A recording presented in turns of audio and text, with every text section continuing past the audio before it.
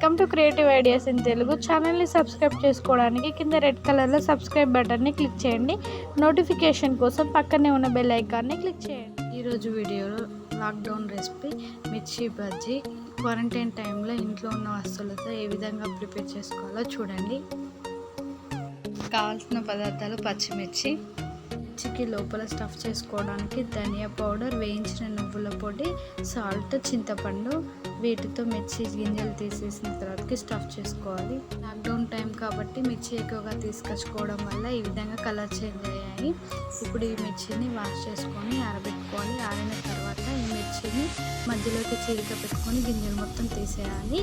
ఒకవేళ కారం కావాలి అనుకుంటే గింజలు తీసేయని అవసరం లేదు. గింజలు తీసేసిన పచ్చిమిర్చిలను చివరి కోసలు కట్ చేసుకోవాలి. ఇప్పుడు పొడులన్నింటినీ కూడా బాగా మిక్స్ చేసుకొని చింతపండు యూజ్ చేసుకుంటూ ఈ విధంగా పొడిని చీలిన మిర్చిలో స్టఫ్ చేసుకోవాలి. ఇప్పుడు బజ్జీ పిండి ప్రిపేర్ చేసుకోవడానికి 10 నుండి 15 పచ్చిమిర్చిలకు 1 కప్పు శనగపిండి, 1/2 కప్పు గోధుమ పిండి, కొంచెం కారం, కొంచెం సాల్ట్, 2 స్పూన్ల ఓమా యాడ్ చేసుకోవాలి. ఇందులో 1/2 స్పూన్ బేకింగ్ సోడా కూడా యాడ్ చేసుకోవాలి. మిర్చి బజ్జీలు బాగా పొంగడానికి యూజ్ అవుతుంది. వీటన్నింటిని బాగా కలుపుకోవాలి. ఇప్పుడు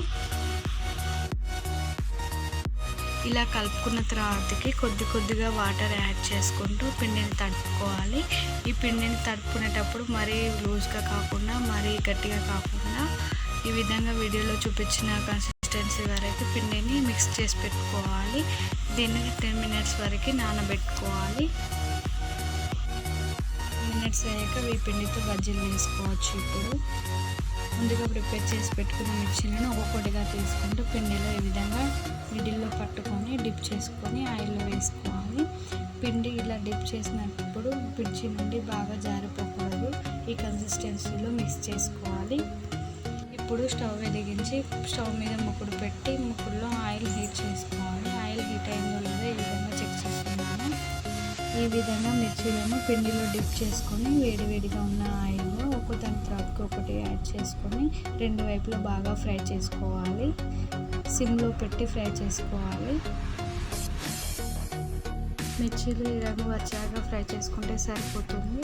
ఇలా ఫ్రై అయిన మిర్చీలని ఒక జల్లి గిన్నెలోకి కానీ లేదా టిష్యూ పేపర్స్తో కానీ తీసుకోవాలి. ఇప్పుడు మిగిలిన పిండితో కూడా నేను బజ్జీలు వేస్తున్నాను. ఈ విధంగా మొత్తం పిండితో మెల్లిమెల్లిగా బజ్జీలు వేసుకోవాలి. ఇది కూడా పర్ఫెక్ట్గా ఫ్రై చేసుకుంటే ఈ మిర్చీలు చాలా బాగుంటాయి. మిర్చి మధ్యలో ఆనియన్తో స్టఫ్ చేసుకుంటున్నాను. ప్రజెంట్ లాక్డౌన్ కాబట్టి నేను ఇంట్లో ఉన్న ఆనియన్స్తో స్టఫ్ చేసుకున్నాను. మీరు క్యారెట్, కొత్తిమీర, నిమ్మరసం యాడ్ చేసుకుంటే చాలా బాగుంటాయి మిర్చీలు.